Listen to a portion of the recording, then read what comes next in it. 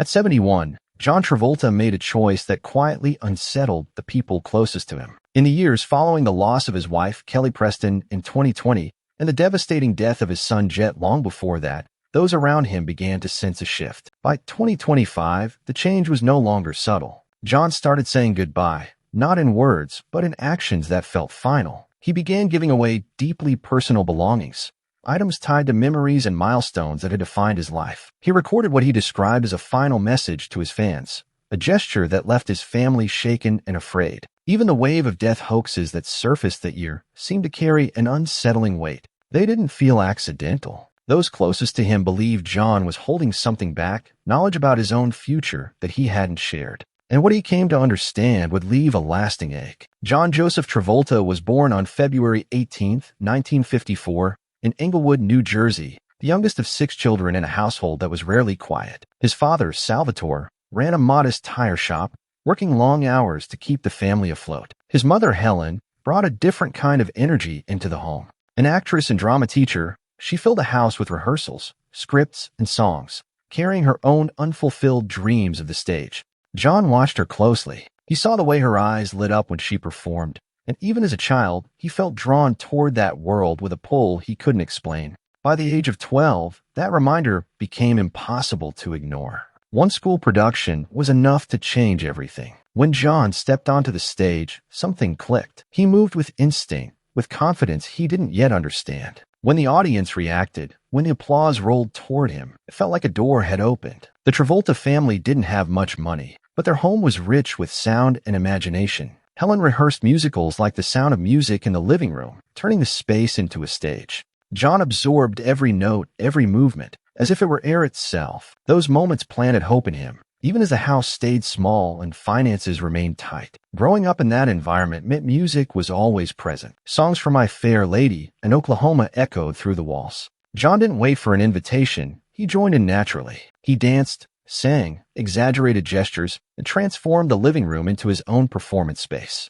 Neighbors sometimes paused outside the windows, drawn by the sight of the youngest child commanding the room. Though he was often treated as the run of the family, Helen never let him feel insignificant. She told him repeatedly that there was something special inside him. When loneliness crept in, music became his refuge. Rhythm drowned out insecurity. Years later, John would say that those impromptu performances at home saved him, giving him a sense of purpose when everything else felt uncertain. School, however, was a different world. John was bullied relentlessly. His slender frame, his stutter, and his pale complexion made him an easy target. Classmates nicknamed him Pinky, mocking his appearance, his voice, and the way he walked. Many days, he wanted to disappear before lunchtime arrived. To cope, he retreated inward. At home, he turned pain into performance, creating skits for his siblings, using humor to soften the hurt. Acting calmed him. It gave him control when everything else felt overwhelming. Helen saw the struggle in her son and encouraged him to lean into theater, teaching him how to channel those emotions instead of hiding from them. By high school, the transformation was undeniable. When John stepped onto a stage, he became someone else entirely. People watched him differently,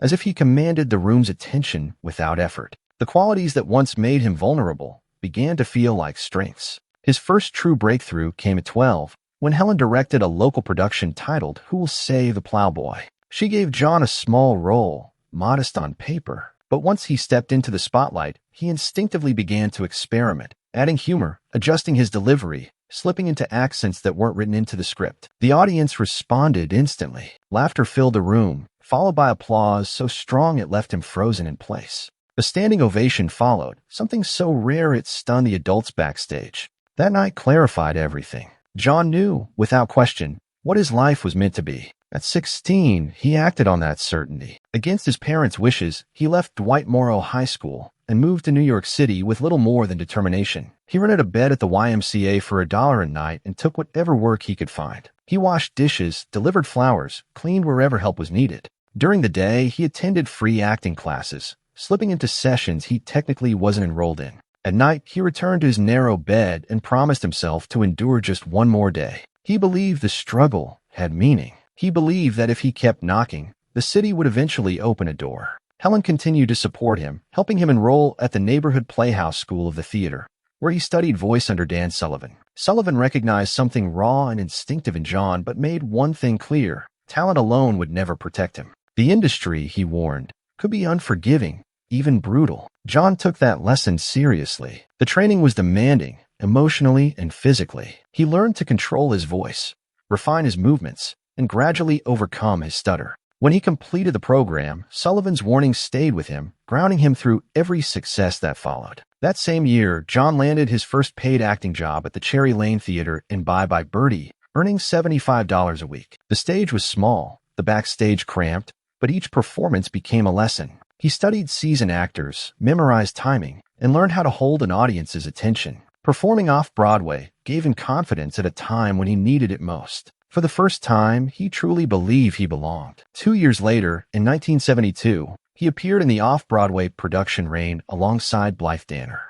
The show closed after just 2 weeks due to poor reviews, and suddenly John was broke. He slept on park benches and walked the city for hours, hoping for another chance. The experience left a deep mark. It showed him how quickly the industry could lift someone up and how fast it could let them fall. Still, he refused to give up. In 1973, he joined the national tour of Greece, playing the role of Duty. The part was modest, but it gave him freedom. He improvised dance moves, brought humor to the stage, and bonded with fellow performers through long bus rides and exhausting travel. Night after night, and city after city, he learned endurance. That tour became a turning point, putting him on the radar for larger opportunities. By 1974, John reached Broadway and Over Here, performing alongside the Andrews Sisters. The show ran for 341 performances and became the most successful musical of the season. Audiences discovered his unexpected tenor voice as he sang A Million Miles Away. Though stage fright haunted him during previews,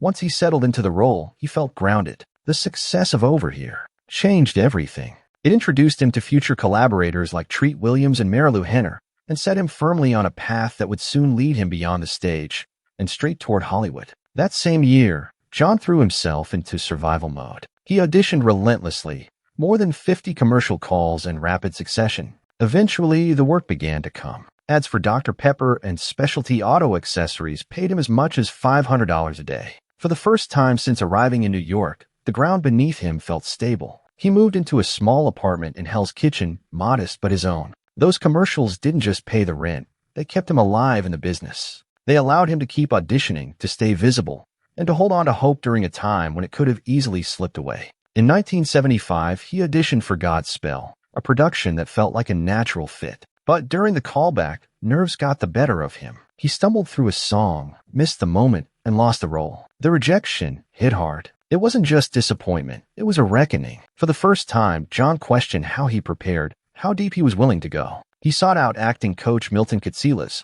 who pushed him beyond technique and into emotional territory he had never fully explored. Katsilas forced him to confront vulnerability head-on. What felt like failure at the time became one of the most important turning points of his life. Not long after, an audition appeared that would change everything. Welcome Back, Kotter.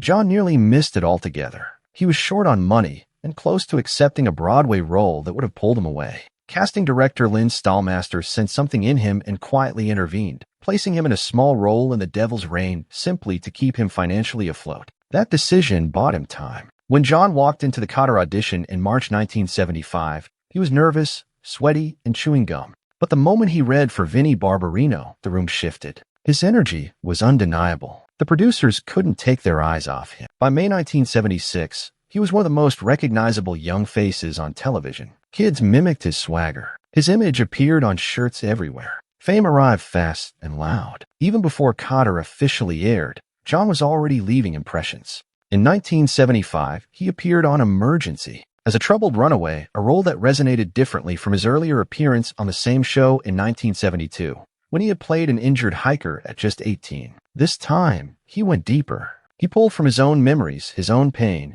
and shaped the character with lived emotion. Producers noticed. They didn't just see charisma, they saw depth. They saw an actor capable of carrying heavier stories. That depth came fully into focus with A Boy in the Plastic Bubble in 1976. John portrayed Todd Libich, a teenager born without an immune system, forced to live his life in isolation. The story was inspired by the real-life case of David Vetter, who lived in a sterile environment for years. When the film aired on November 12, 1976, it became a cultural phenomenon. During production, John formed a close bond with Diana Hyland, who played his mother. When she died shortly afterward from cancer, the loss devastated him. It lingered, shaping his emotional world and pushing him to search even deeper within himself as an actor. By the time he walked into auditions for Saturday Night Fever, the pressure on him was immense. He was young, famous, and carrying expectations few could withstand. More than 200 actors auditioned for the role of Tony Manero. But John had something no one else did: a walk. He had studied A Brief Moment from the Brady Bunch,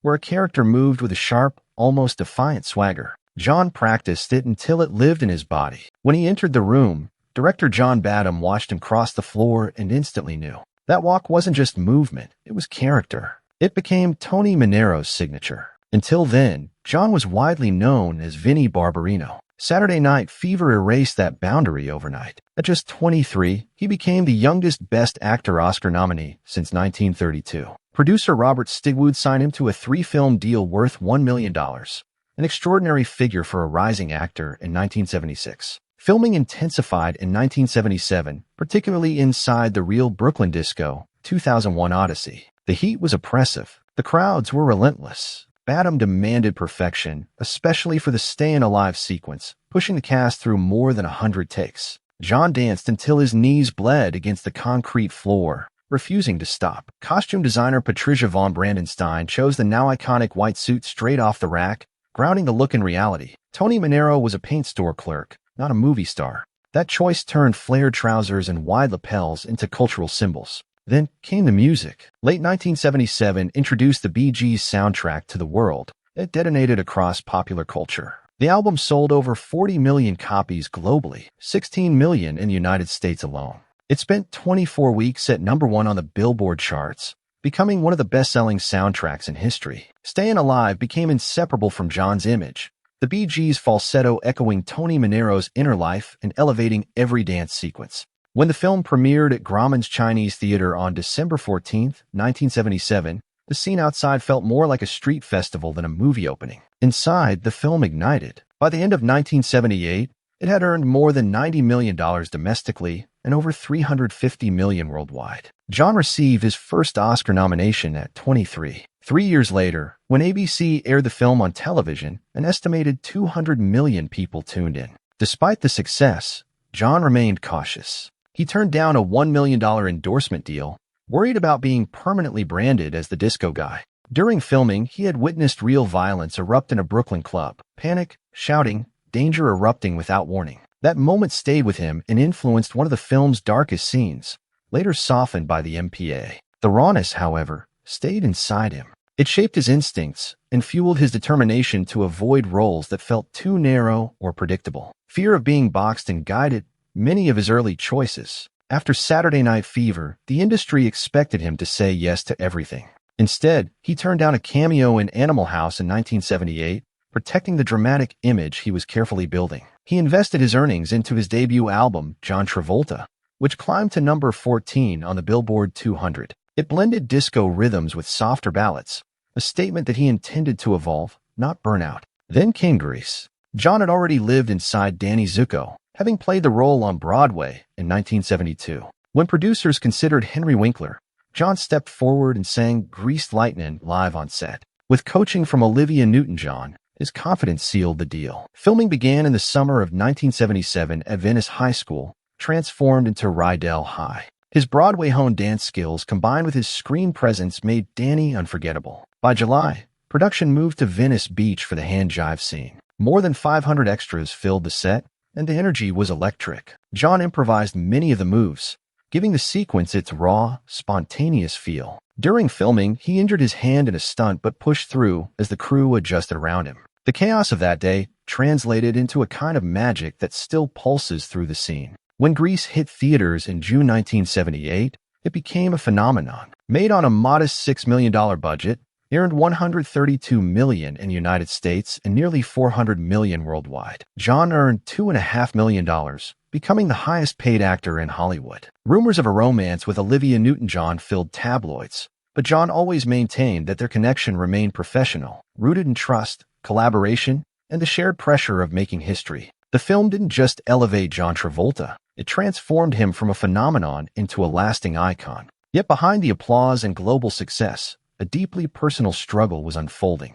During the Grease press tour, John received devastating news. His mother, Helen, had been diagnosed with breast cancer. She had chosen to keep it from him, hoping to shield him from worry during the most important moment of his career. John carried that knowledge quietly as he completed the final scenes, holding his grief behind the camera. Helen passed away in 1978, and in later years, John admitted that the loss brought an unplanned depth to his performance. The vulnerability audiences felt in Danny Zuko wasn't entirely acting. It was heartbreak. Even in mourning, he remained disciplined and professional, earning the respect of everyone around him. That same year, his music career reached its peak. His single, Let Her In, became a major international success, holding the #1 spot in the United Kingdom for 7 weeks and climbing to number 10 on the Billboard Hot 100 in the United States.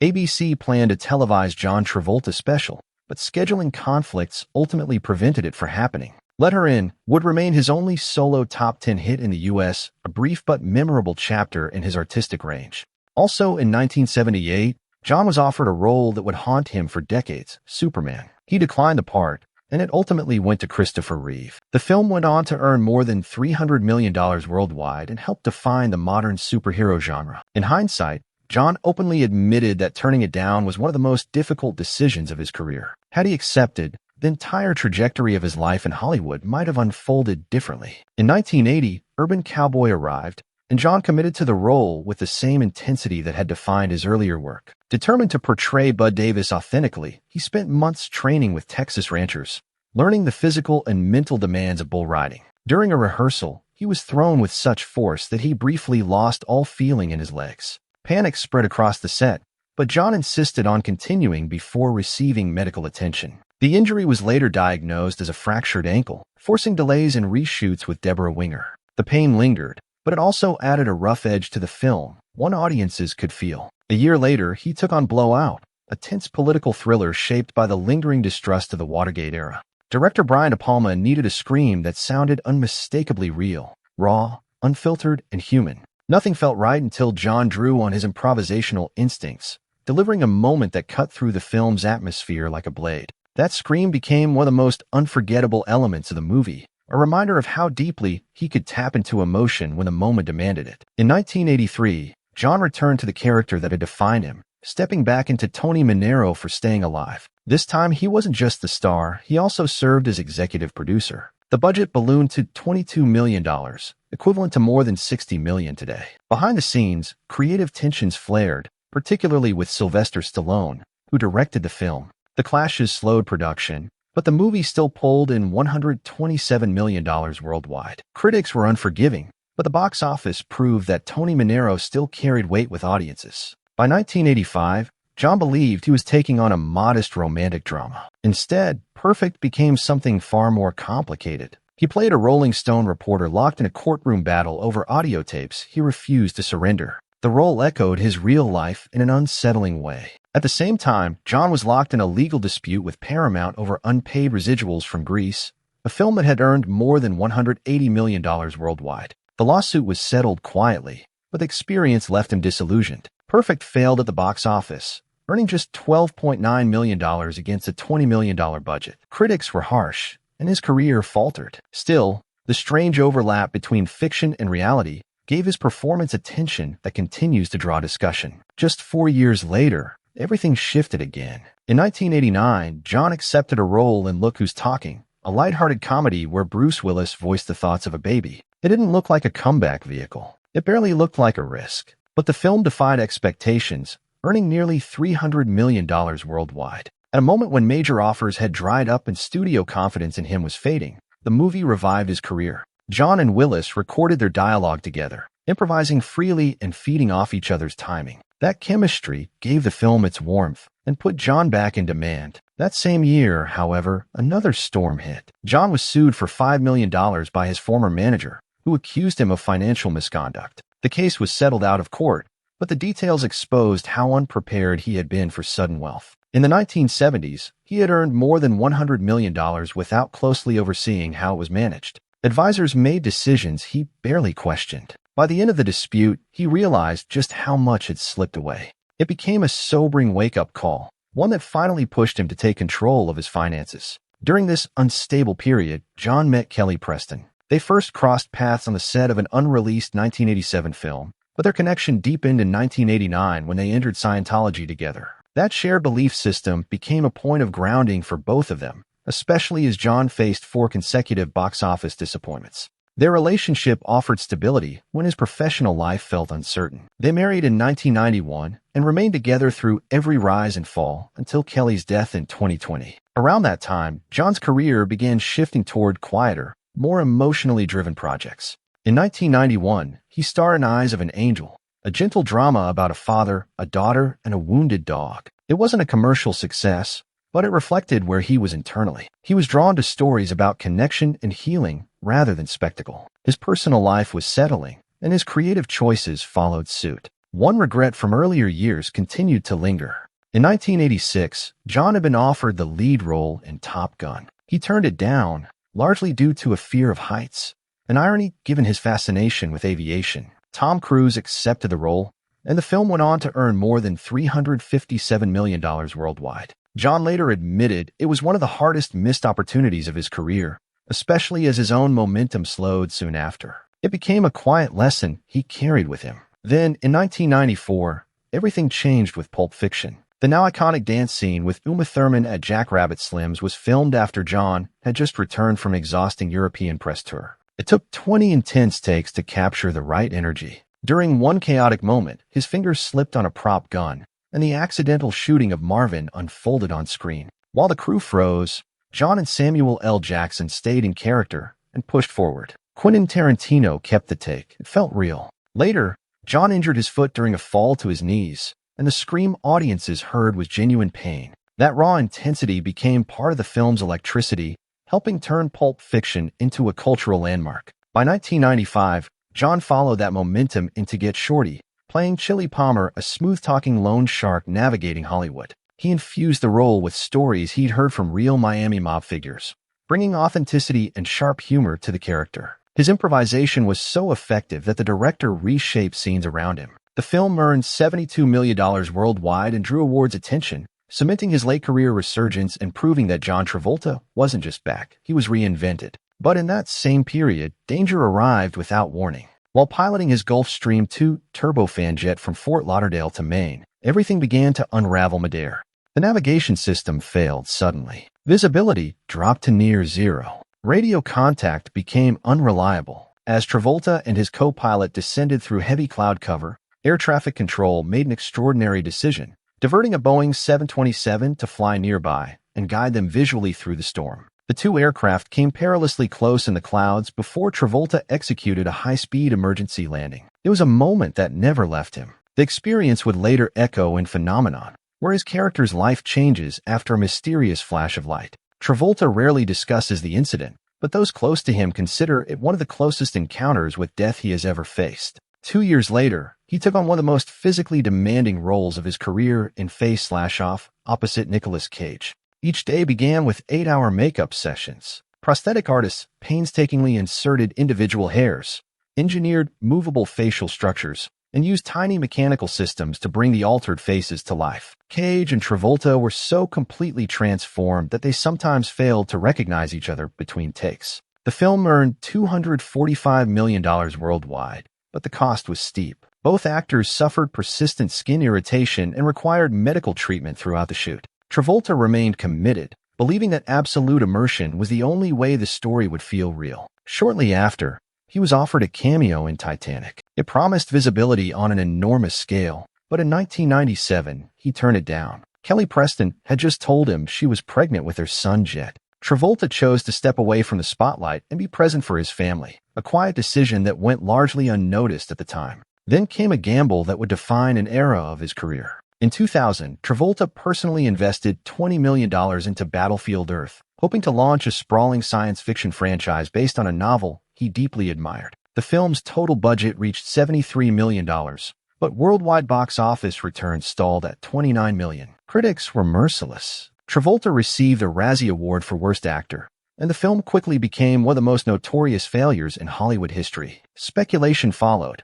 including questions about whether his faith had influenced the project. Within the industry, Battlefield Earth became a cautionary tale, proof that even celebrated stars can misjudge a passion project. In 2001, Swordfish offered a sharp turn. Travolta played Gabriel Shear, a slick, menacing villain who dominated every scene. Determined to keep the role authentic, he flew a helicopter himself for a major stunt despite FAA warnings about the risks. The film earned $147 million worldwide and became a visual hit. Critics were divided on his casting, but the helicopter sequence became one of the movie's most talked about moments. Nothing, however, prepared him for what came next. In 2009, while vacationing in the Bahamas, Travolta's son Jett died at just 16 years old. The loss shattered him. Months later, the family was targeted by an attempted extortion when an ambulance driver demanded $25 million, claiming evidence of a cover-up. During court proceedings, Travolta described performing CPR on his son, pleading with him to breathe.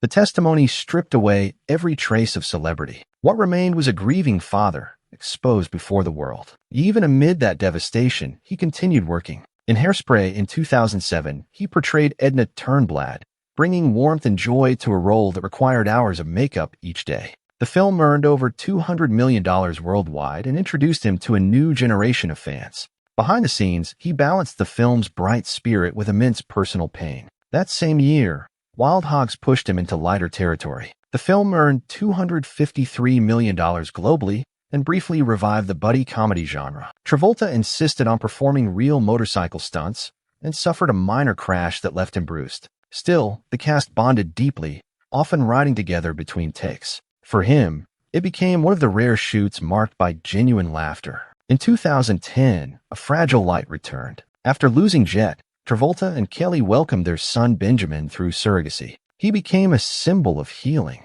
Travolta turned outward, committing himself to humanitarian work. After the Haiti earthquake, he personally flew a Qantas Boeing 707 loaded with supplies. That aircraft later became a symbol of his quiet service. Years later, he returned to television in The People v. O.J. Simpson, portraying attorney Robert Shapiro. He gained 25 pounds, studied Shapiro's cadence, posture, and mannerisms, and reshaped himself once again. When the series premiered in 2016, critics praised his performance. Travolta earned an Emmy nomination, reaffirming his ability to reinvent himself even decades into his career. In 2018, he starred in Gotti, a project he had pursued for years. The film was plagued by production rumors and overwhelmingly negative reviews, earning a 0% rating on Rotten Tomatoes. Still, Travolta stood by it. Even in 2025, he stated publicly that he never regretted making the film because of its personal significance. The deepest loss came in 2020. Kelly Preston died of breast cancer at 57.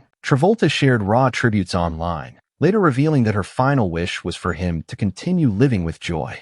On her birthday in 2025, he posted a video singing "Come Rain" or "Come Shine," and millions felt the weight of his grief. That same year, he appeared in a Capital One holiday commercial as Santa Claus. At 71, he danced across a brightly lit set with 50 backup dancers. The ad debuted during the Macy's Thanksgiving Day Parade on November 27, 2025, and fans celebrated it as proof that the spark from Grease had never faded. And yet, 2025 also brought a wave of death hoaxes falsely claiming he had passed away. Travolta shut them down quietly, posting simple photos, offering no explanations. He still flies his Boeing 707 for charity. He still mentors young actors. He still works. He still moves.